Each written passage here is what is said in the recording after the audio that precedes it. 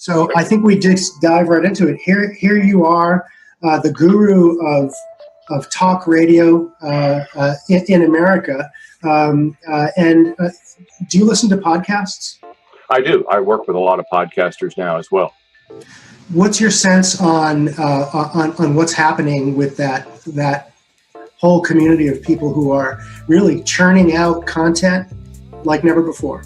Well, it's a very interesting thing. I joined a podcast association a year or so ago to begin to learn about it and see if there was ways I could help and what I could learn. And you really have two sets of people attempting podcasts these days. There's radio people who are allegedly experts in audio, creating podcasts, and then there are civilians, people who've never really produced audio in the past, and they're doing podcasts.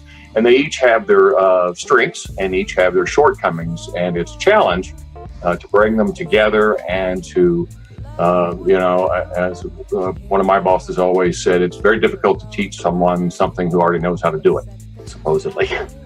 Well,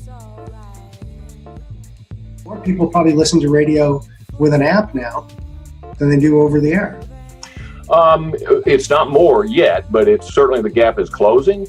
And the amazing thing is radio is just as popular today as it was 30 or 40 years ago. The national penetration is anywhere from 91 to 93%, depending on what measurement service you want to look at. And that's more than anything, period. That's more than smartphones, and it's more than television.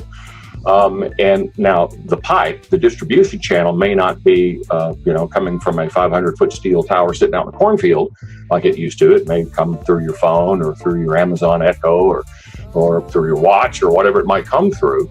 And that's the thing that's where we have to be agnostic in the audio business, is just create great content.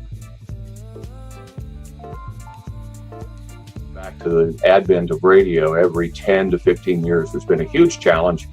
And the critics have always said, including Albert Einstein, that this is just a fad, this radio thing will go away. This is the death of radio. Television is going to kill radio. This is going to kill radio.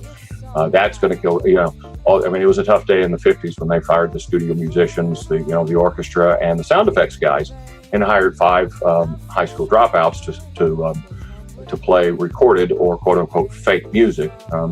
Bands actually back then sued radio stations to try to prevent them from playing recorded music, because the theory was, if we play music, let our music be played on the radio, who the heck's going to want to buy it?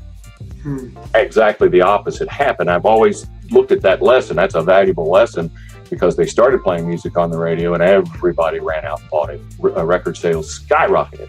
So it may be the opposite of what we think when we look at any new technology. When